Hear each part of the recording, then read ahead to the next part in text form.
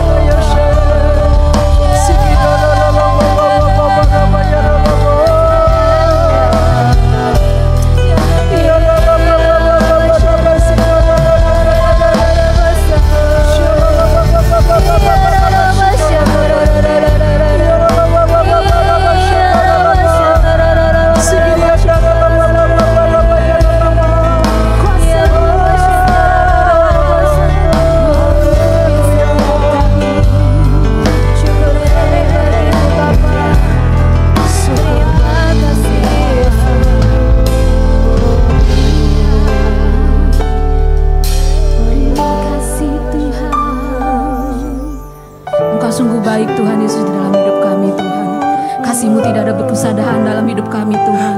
Kasih setiamu tetap melingkupi setiap kami di sini Tuhan Yesus. Kami yang rindu mencari wajah-Mu Tuhan, kami yang rindu menyembah-Mu Tuhan Yesus. Biarlah kiranya setiap penyembahan kami yang sudah kami naikkan di dalam roh dan kebenaran Tuhan, boleh memperbaharui hati kami, boleh membawa pemulihan dalam setiap kami Tuhan Yesus. Terima kasih Tuhan Yesus.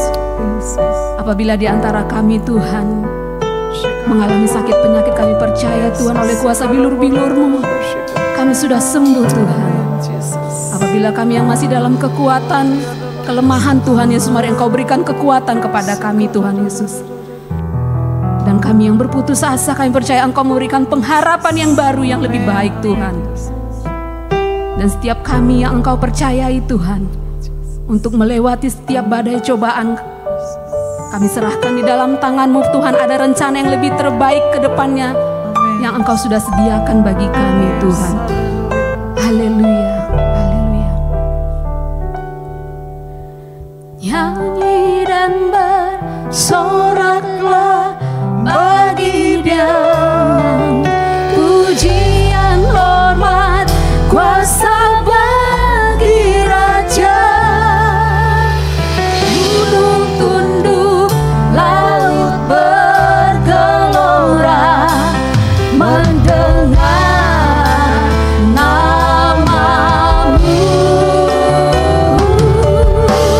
Ku bersuka atas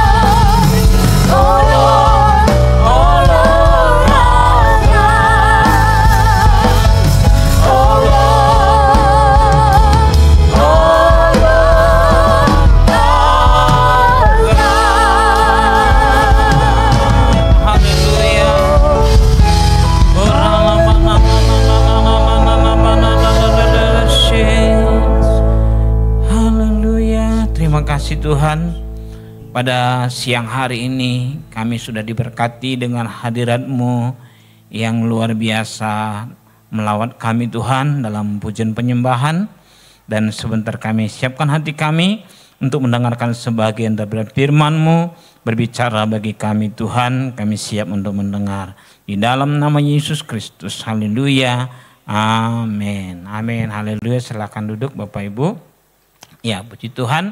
Pada hari ini firman Tuhan saya akan sampaikan dengan tema sesuai dengan tema kita sepanjang bulan ini, yaitu Shining Star. Ya, mari kita lihat firman Tuhan dari Filipi pasal 2 ayat 25 sampai dengan 27. Filipi 2 ayat 25 berkata demikian, sementara itu kuanggap perlu mengirimkan Epafroditus kepadamu, yaitu saudaraku dan teman sekerja serta teman seperjuanganku, yang kamu utus untuk melayani aku dalam keperluanku. Karena ia sangat rindu kepada kamu sekalian dan susah juga hatinya, sebab kamu mendengar bahwa ia sakit. Memang benar ia sakit dan nyaris mati, tetapi Allah mengasihani dia, dan bukan hanya dia saja, melainkan aku juga, supaya duka citaku jangan bertambah-tambah. Saudaraku yang kasih, pada sepanjang bulan ini kita sudah mendengarkan firman Tuhan dengan tema Shining Star, saudaraku yang kasih, di mana kita melihat hamba-hamba Tuhan yang sungguh luar biasa seperti Daniel, Yusuf, yang Tuhan karuniai dengan hikmat, kepintaran, kecerdasan, dengan talenta yang luar biasa, sehingga mereka menjadi orang-orang yang terpandang, orang-orang yang memiliki jabatan yang baik, saudaraku yang kasih. Tetapi hari ini saya mau mengajak kita untuk melihat seorang tokoh yang bernama Epafroditus, ya. Epafroditus yang tertulis dalam Filipi pasal 2. Ya, kita lihat di sana, saudaraku yang kasih, Epafroditus berbeda dengan Daniel, Yusuf, dan yang lain-lain. Tetapi Daniel itu adalah orang yang diberkati Tuhan dengan ketenaran, dengan kuasa, jabatan yang luar biasa. Tetapi Epafroditus adalah seorang jemaat Tuhan, seorang pengerja di Filipi, saudaraku yang kasih, yang diutus untuk melayani Paulus di penjara. Ya, dia hanya orang yang sederhana, melakukan hal-hal yang sederhana, tetapi saudaraku yang kasih, Paulus menyebut dia dengan sangat spesial, yang dikatakan sebagai saudaraku, ya. Dan juga Paulus berkata teman sekerja, teman seperjuangan, ya, dan pelayanan untuk kebutuhanku. Dan saudaraku yang kasih, dia adalah utusan dari jemaat Filipi. Jadi saudaraku yang kasih, Epafroditus yang sederhana, yang hanyalah seorang muda yang cinta Tuhan, yang takut akan Tuhan. Tetapi bagi Paulus, dia adalah orang yang luar biasa, yang dia katakan saudaraku, teman sekerja, dan teman seperjuanganku. Jadi saudaraku yang kasih, kenapa Epafroditus ini sangat berharga, sangat bernilai, sangat penting di hadapan Paulus, saudaraku yang kasih? Karena Epafroditus adalah orang yang rela memberikan hidupnya, memberikan waktunya untuk melayani Paulus, saudaraku yang kasih, di penjara. Di penjara, saudaraku yang kasih. Jadi untuk menjadi terang, untuk menjadi shining star, saudaraku yang kasih, kadang-kadang kita nggak perlu tempat yang tinggi, ya, tempat yang wow, tempat yang hebat. Tetapi saudaraku yang kasih, di penjara, saudaraku yang kasih, Epafroditus, saudaraku yang kasih, dia melayani di penjara. Nggak ada orang yang tahu, hanya dia yang tahu, dan Paulus,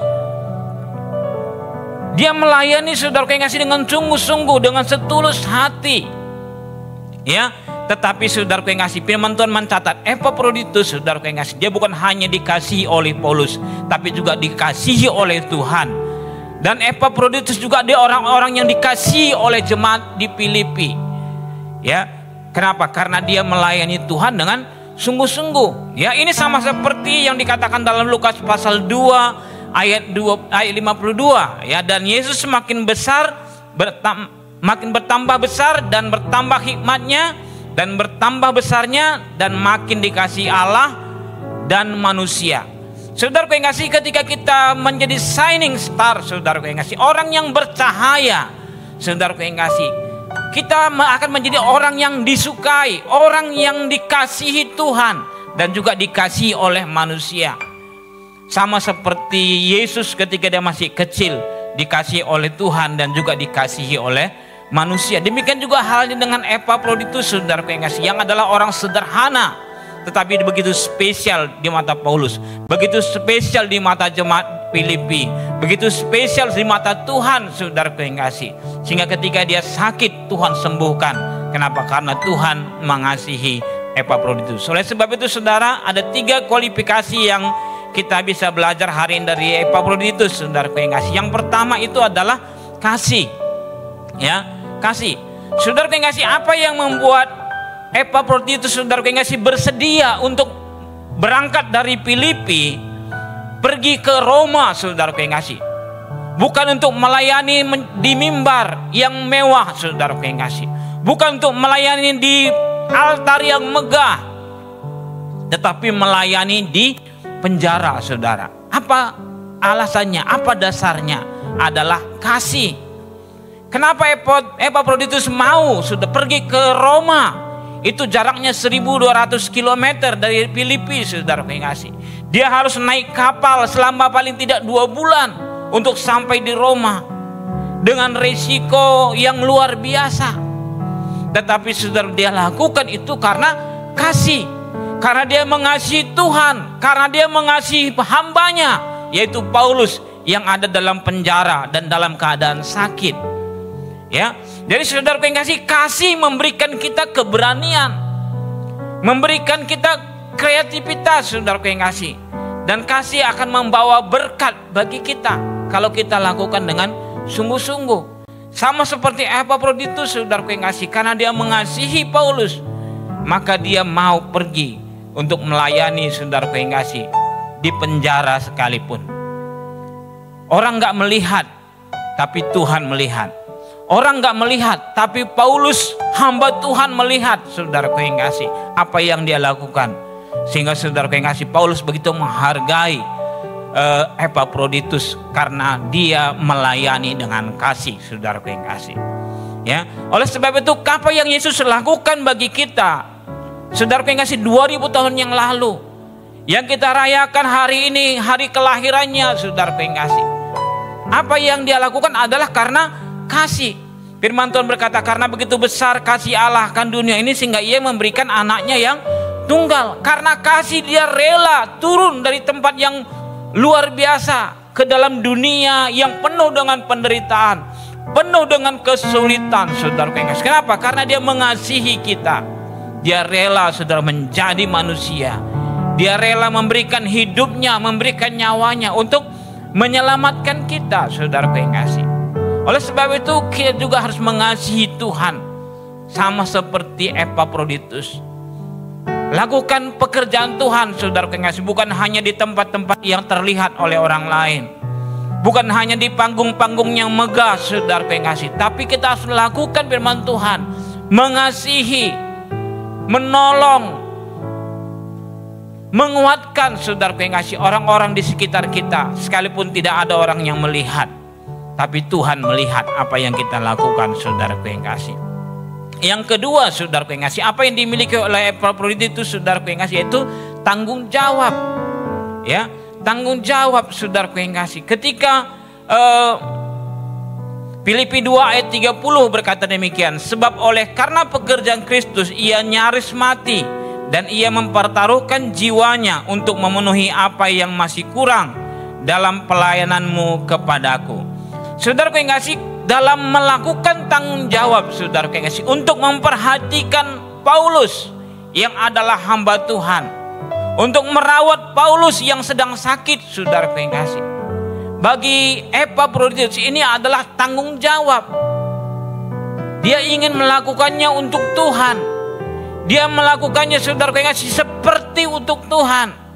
Sehingga saudara, dia melakukannya dengan tulus, dia melakukan dengan setia, saudaraku yang kasih, sehingga ketika dia melakukan tanggung jawabnya, saudaraku yang kasih, maka Tuhan memperhitungkan apa yang dia lakukan.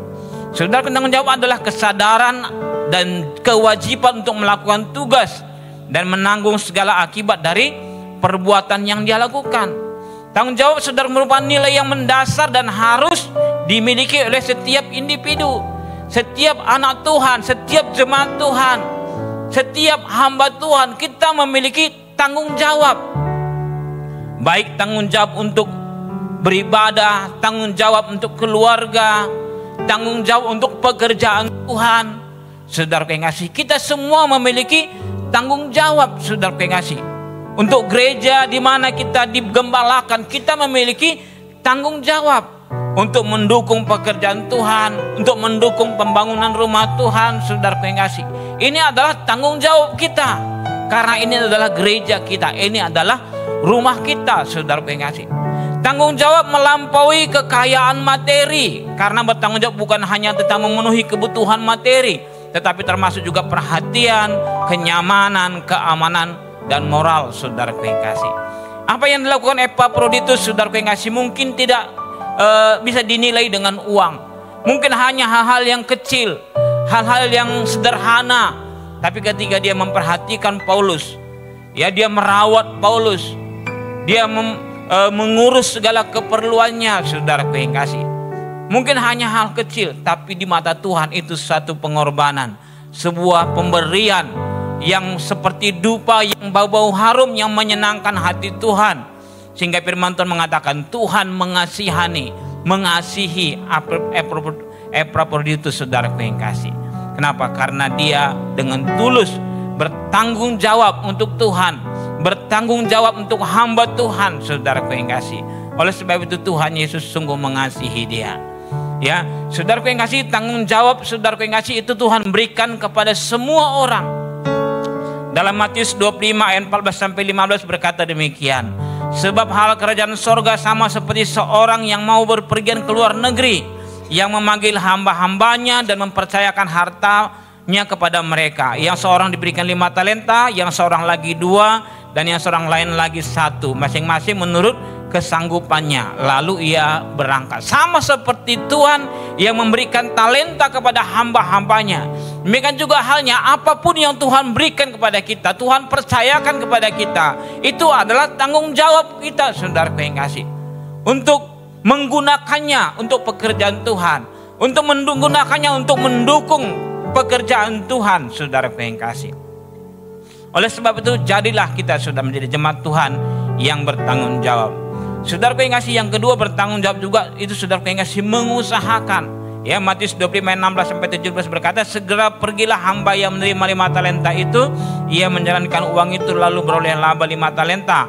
Hamba yang menerima 2 talenta itu pun berbuat demikian juga dan berlaba 2 talenta. Saudara yang kasih, ketika kita diberikan tanggung jawab, kita harus berusaha, kita harus bekerja, kita harus lakukan sesuatu yang terbaik, saudara yang kasih, untuk pekerjaan yang dipercayakan kepada kita, sebagai tanggung jawab, saudara yang kasih, untuk apa yang Tuhan berikan bagi kita.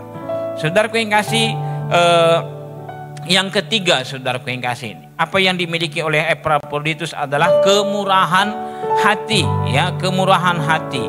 Filipi 4 ayat 18 berkata demikian, jika aku telah menerima semua yang perlu daripadamu, malahan lebih daripada itu aku berkelimpahan, karena aku telah menerima kirimanmu dari Epaphroditus, satu persembahan yang harum, satu korban yang yang disukai dan yang berkenan kepada Allah.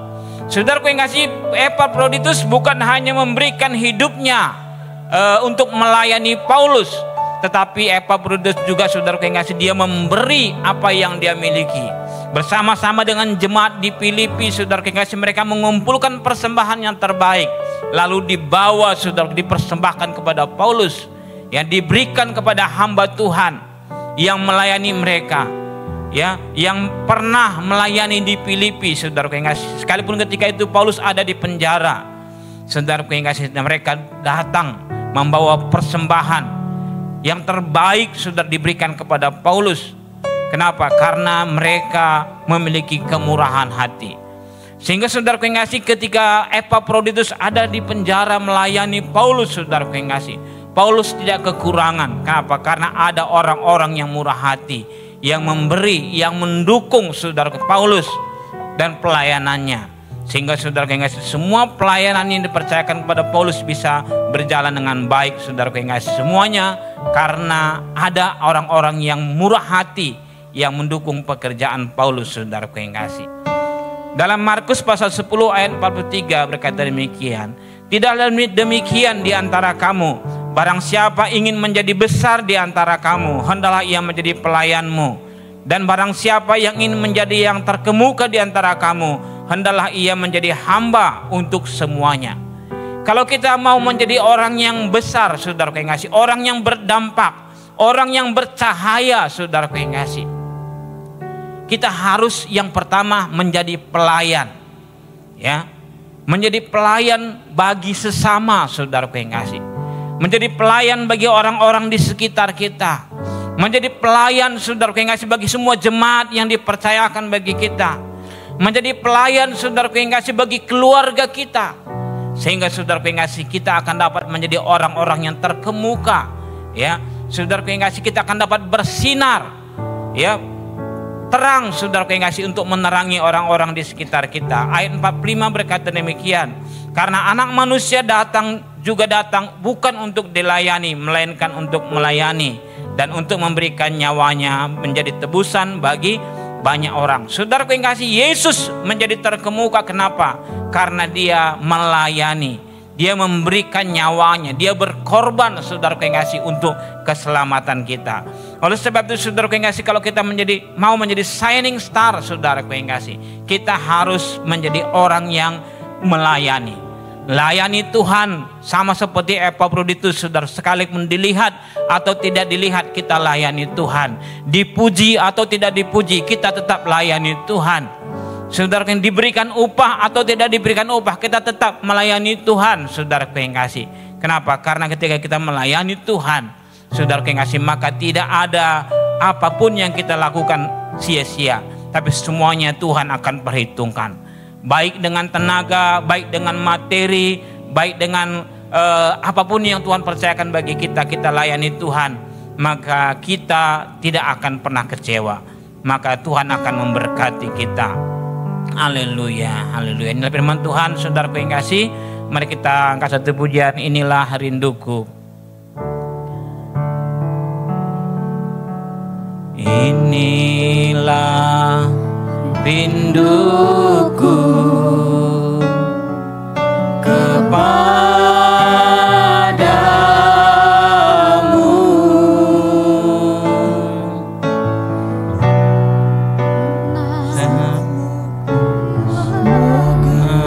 hatiku menyembahmu.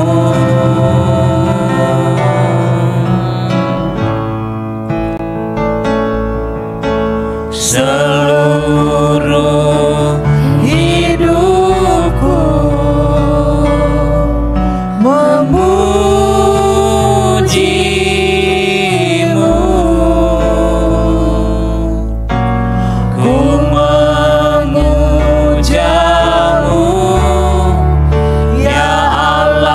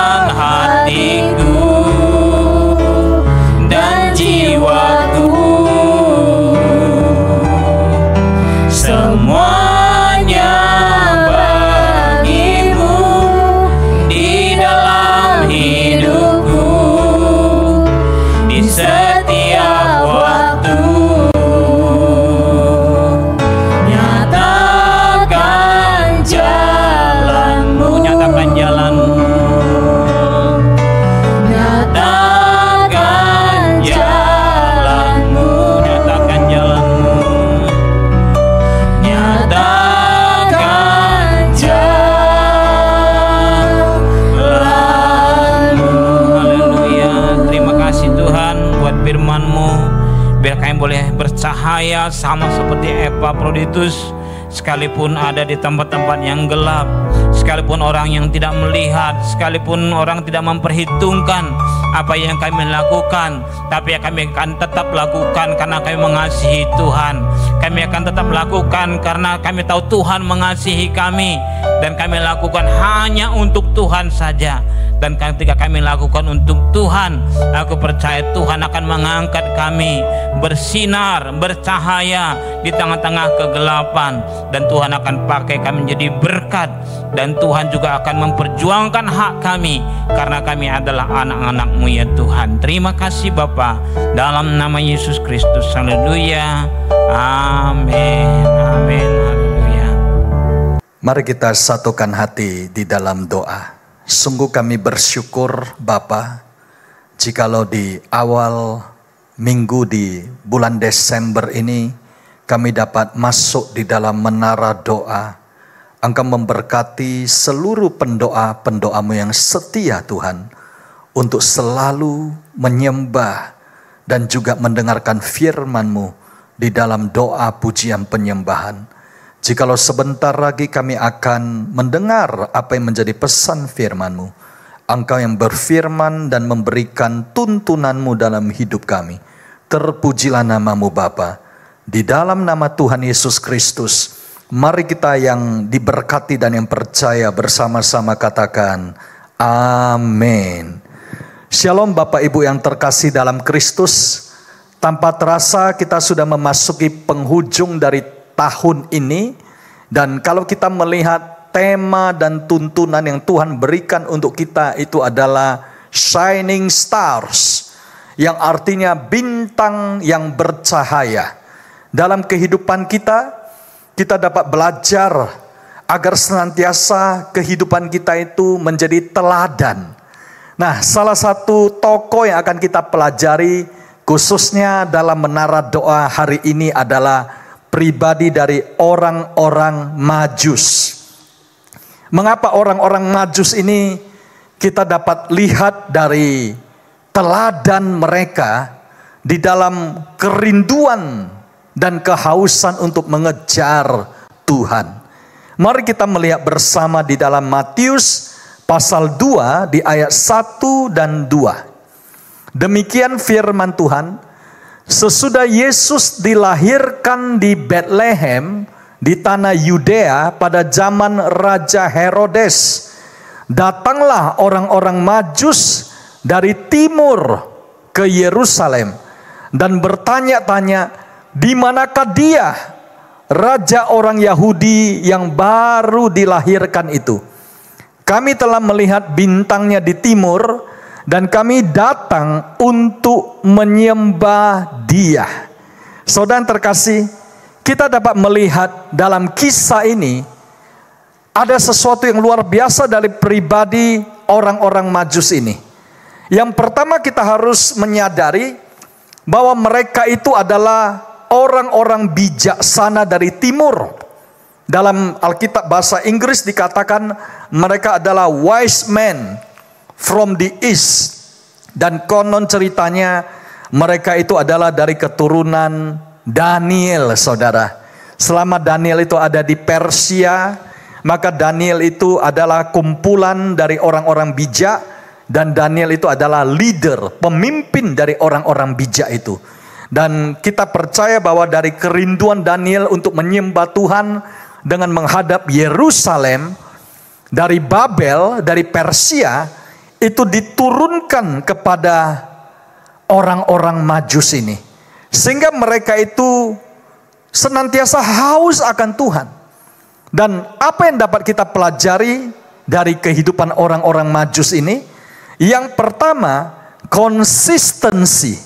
Katakan bersama-sama, konsistensi. Yaitu mereka itu setia, konsisten. Arti dari konsisten itu artinya terus menerus, berkesinambungan, stabil. Artinya orang yang konsisten itu adalah orang yang setia sampai kesudahannya. Mereka tidak berhenti di tengah jalan.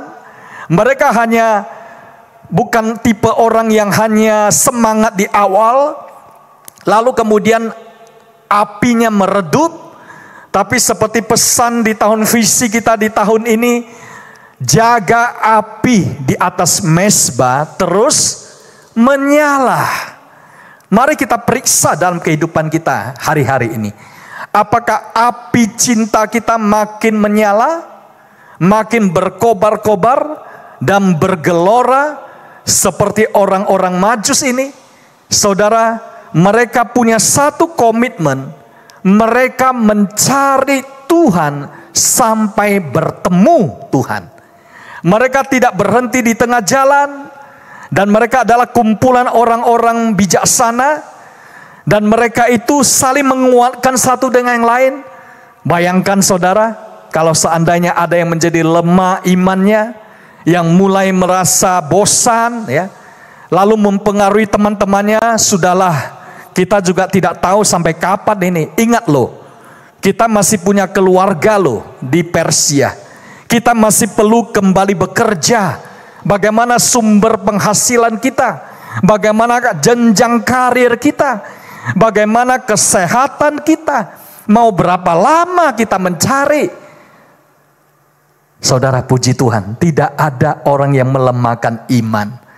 Tapi sebaliknya, mereka adalah komunitas orang-orang percaya yang setia kepada Tuhan. Kita beri kemuliaan bagi Tuhan.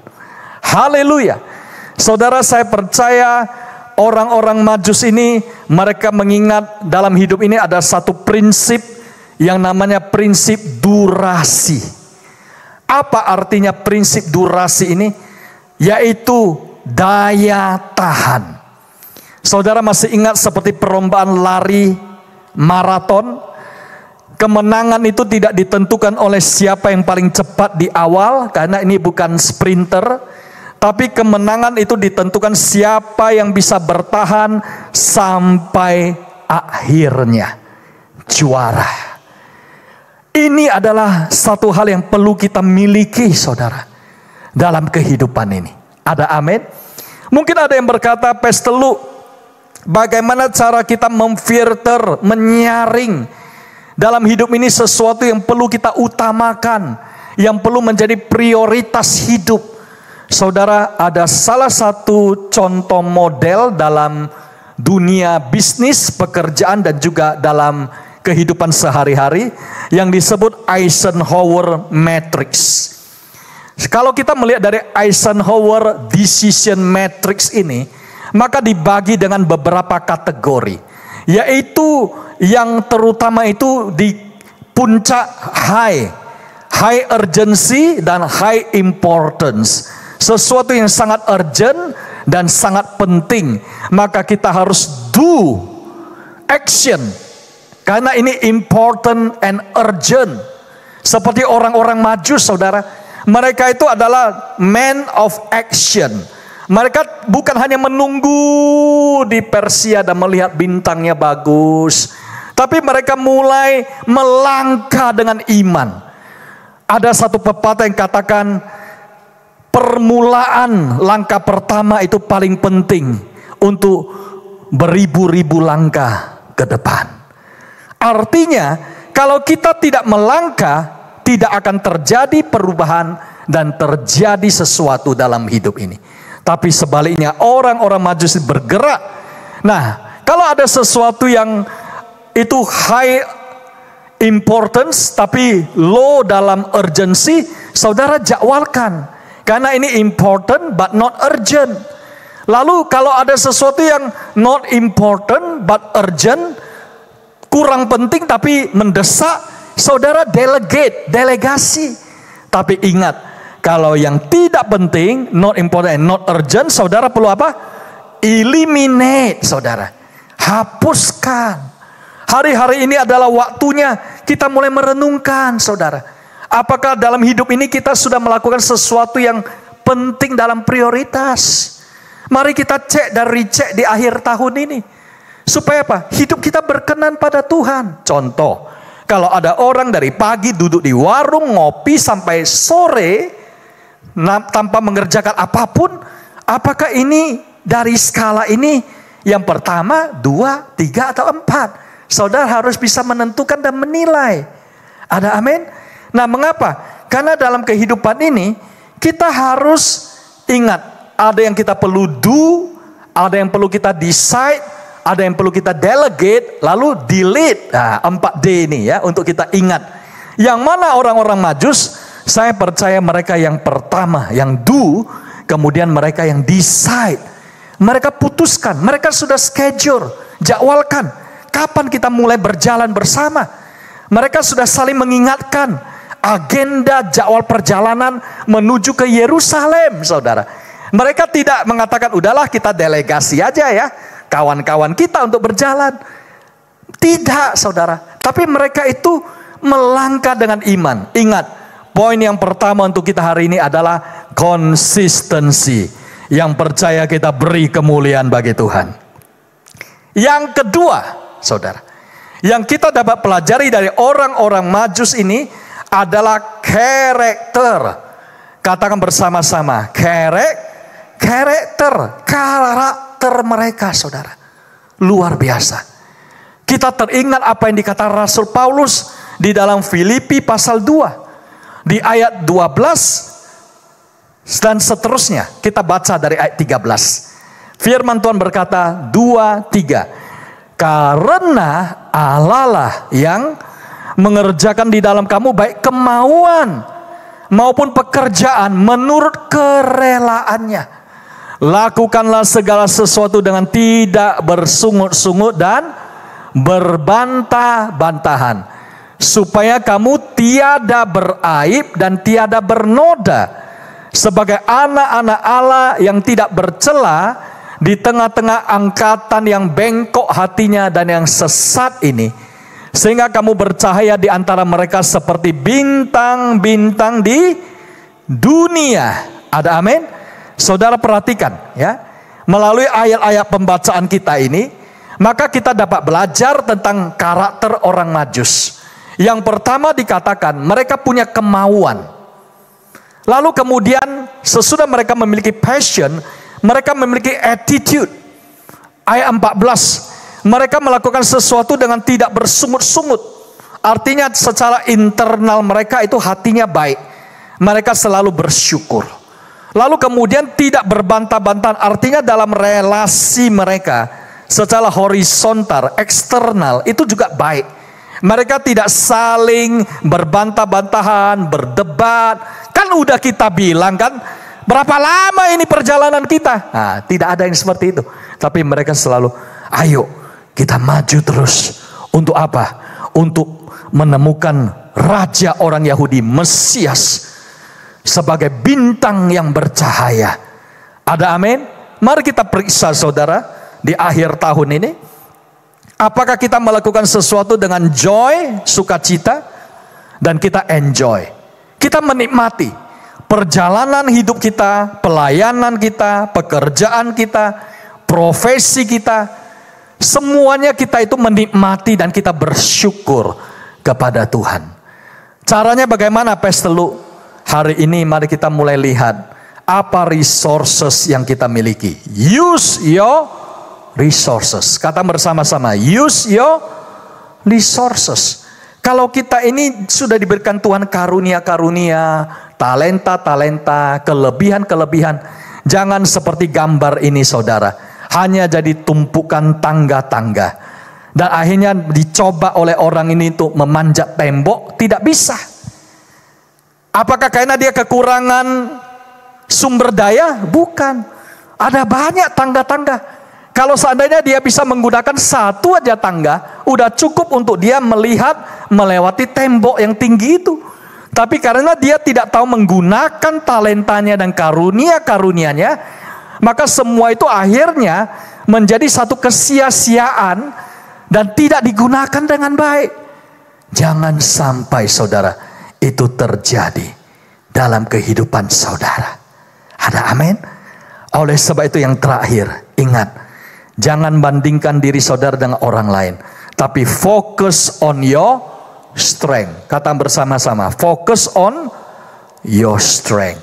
Orang-orang Majus ini bukan orang-orang yang kuat, yang hebat, tapi mereka orang-orang yang bijaksana. Mereka tahu melihat tanda-tanda di langit. Mereka peka terhadap tuntunan Tuhan. Dan mereka akhirnya mencapai tujuan hidup mereka. Menemukan Mesias. Yang percaya katakan amin. Yang percaya kita beri kemuliaan bagi Tuhan. Mari kita semuanya bangkit berdiri. Kita tundukkan kepala dan berdoa. Terima kasih ya Bapa. Engkau mengajari kehidupan kami Tuhan. Untuk seperti orang-orang Majus dari timur di musim Natal ini. Engkau mengajari kami. Agar kami memiliki satu konsistensi dalam hidup kami. Dan juga karakter yang baik. Sehingga apapun yang kami lakukan, kami mau menyenangkan hati-Mu. Dan kami mau melakukan segala sesuatu seperti untuk Tuhan. Kami bersyukur Bapa untuk menara doa pada pagi hari ini. Terpujilah nama-Mu, berkati seluruh jemaat-Mu, keluarga besar My Family Church House of Favor. Berkati juga pembangunan rumah Tuhan di GB Podomoro. Dan doa kami juga untuk kota Medan, Sumut, dan Indonesia. Aman dan tentram, pemimpin-pemimpin kami disertai untuk memberikan kebijakan-kebijakan yang berasal dari-Mu. Menuju kemajuan dan kesejahteraan. Dan doa kami juga untuk kota kudus-Mu Yerusalem. Shalom Yerusalem. Kiranya mencintai-Mu mendapat sejahtera sentosa. Dan jikalau sebentar lagi kami akan menutup menara doa pada hari ini. Di dalam nama Yesus kami berdoa. Dan kami siap untuk menerima berkat dari-Mu. Saudara yang terkasih, mari kita arahkan hati dan tangan kita. Dan terimalah anugerah damai sejahtera Bapa, kasih Kristus Yesus, serta persekutuan yang manis dengan Roh Kudus menyertai kita semuanya mulai hari ini sampai Maranatha, bahkan sampai selama-lamanya. Mari kita yang percaya dan diberkati Tuhan dalam nama Yesus bersama-sama katakan amin. Selamat siang, sampai berjumpa pada ibadah doa yang akan datang. Tuhan Yesus memberkati. Shalom. Ya, baik saudara, sebentar kita akan melihat beberapa pengumuman. Yang pertama, saudara yang kasih, Christmas Celebration Wanita Bethel Indonesia, yaitu gabungan GBI My Family Podomoro, Tiara, dan Negara. Dengan tema Woman of Grace, saudara yang kasih, akan diadakan pada hari Jumat 13 Desember 2024 pukul 14 waktu Indonesia Barat, bertempat di MFC Podomoro, Office Tower lantai 6. Dan acara ini akan dilayani oleh Ibu Gembala kita, Pendeta Muda Rosyida Rimbun MTH, dan juga Bapak Gembala kita, Pendeta Dr. Lugimin Ajis MTH. Bagi semua wanita Bethel Indonesia, mari kita bergabung dalam perayaan Natal ini. Dan saudara yang kasih, ibadah doa puasa untuk hari Sabtu ini kita akan adakan di GBI Negara, yaitu Jalan Negara nomor 72, Fortune Palace, saudara yang kasih, pukul 10 waktu Indonesia Barat seperti biasa, dan dilayani oleh hamba Tuhan Bapak Pendeta Muda Benhur Silitonga MTH, dan juga Bapak Gembala kita Pendeta Dr. Lugimin Ajis MTH.